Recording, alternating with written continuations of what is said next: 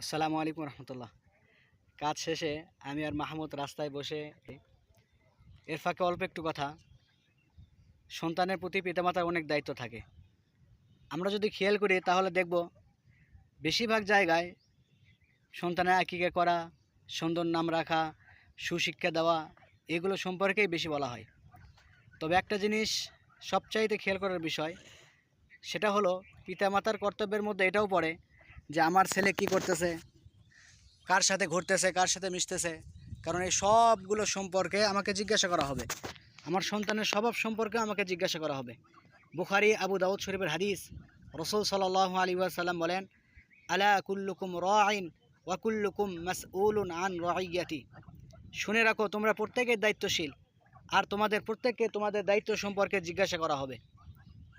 সুতরাং একজন পুরুষ তার পরিবারের দায়িত্বশীল, একজন মা তার সন্তানের ব্যাপারে তার পরিবারের দিক দিয়ে দায়িত্বশীল।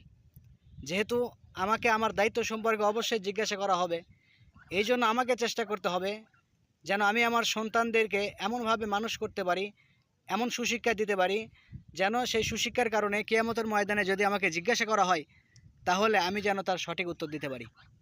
আল্লাহ তাআলা আমাদের সবাইকে বুঝে শুনে আমাদের সন্তানদেরকে সঠিক রাস্তায় চালানোর মতো তৌফিক দান করুন।